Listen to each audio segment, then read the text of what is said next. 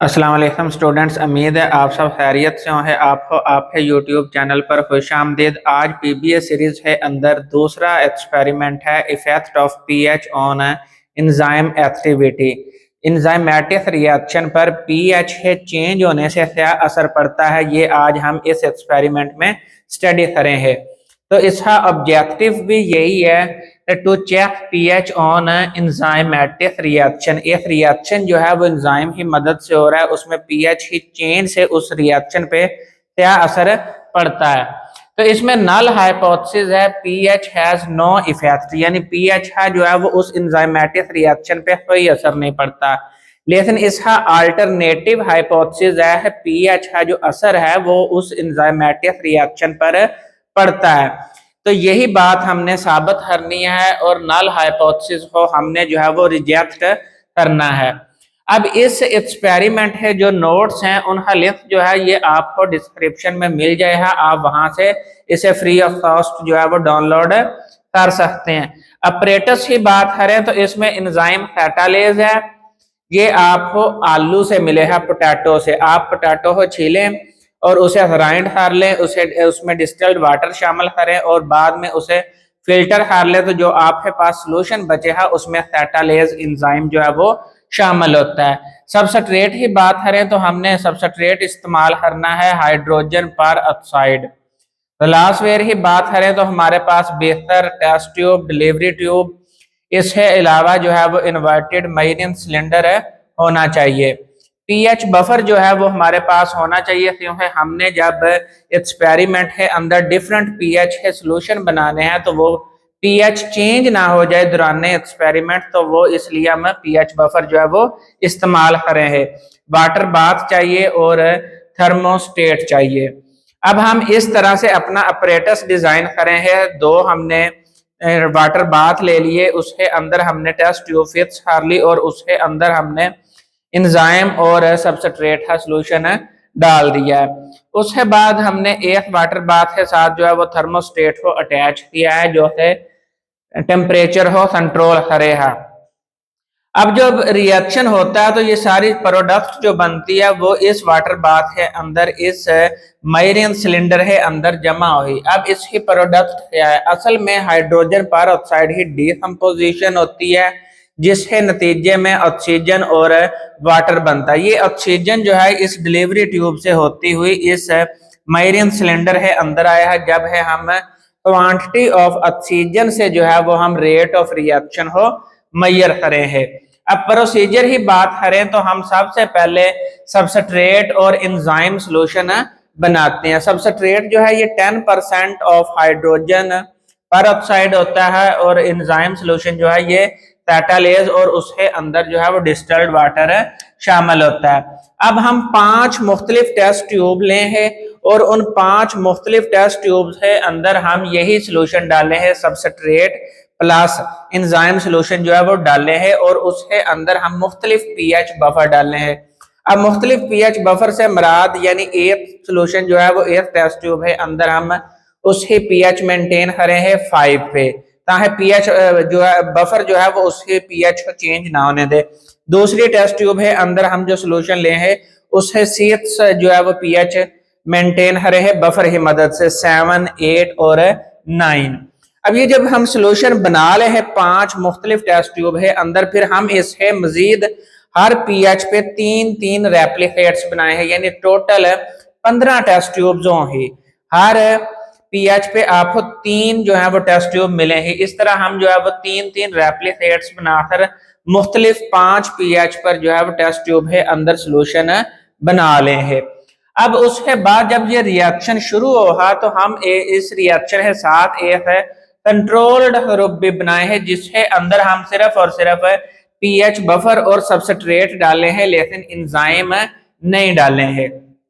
अब pH buffer जो है वो पीएच को चेंज नहीं होने देता, लेकिन यहाँ पर एंजाइम नहीं है। हम विदाउट एंजाइम जो है वो रेडियस मैयर करे हैं ताकि उसके अंदर रेट ऑफ रिएक्शन में क्या चेंज आती है विदाउट एंजाइम।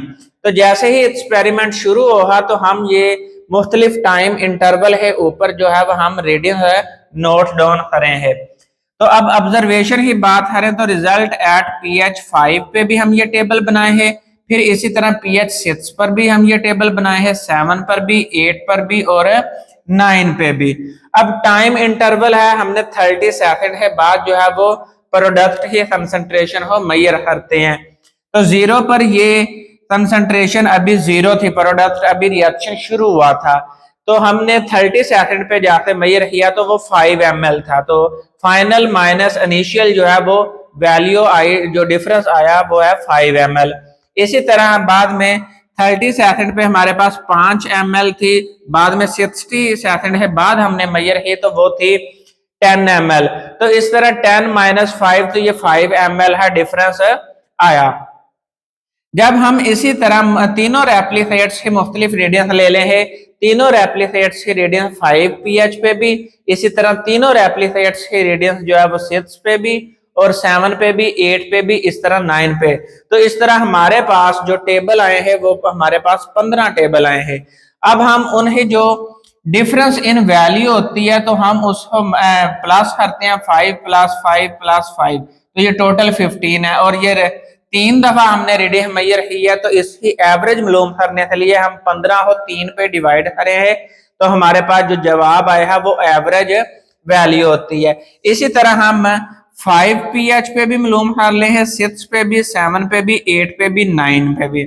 अब हम एक हमारे पास एक्सपेरिमेंट चल रहा था, जो एक्सपेरिमेंटल थे, जो 5 टेस्ट ट्यूब थी एक्सपेरिमेंटल थी और उन्हें अंदर हमने मुख्तलिफ पीएच पे सोल्यूशन डाला हुआ था। एक हमारे पास वो टेस्ट ट्यूब थी जो कंट्रोल्ड थी, उसमें एंजाइम नहीं था, सिर्फ सबस्ट्रेट और पीएच बफर था।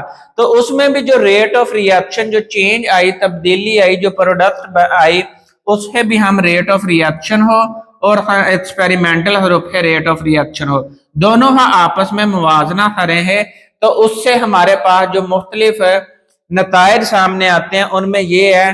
पहला जो नतीजा है उसमें ये है, एंजाइम जो है वो एक खास पीएच के ऊपर ज्यादा से ज्यादा काम सर अंजाम देता है और वो पीएच जो है वो उस एंजाइम के लिए ऑप्टिमम पीएच होती है और ये हर एंजाइम के लिए मुख्तलिफ होती है। मिसाल के तौर पर कैटालेज जो है ये 7.6 ऑप्टिमम पीएच है, ये हमें इस रिजल्ट है से पता चला। इसके अलावा जो पेप्सिन एंजाइम है उसकी जो मैक्सिमम या ऑप्टिमम पीएच है वो 2 होती है।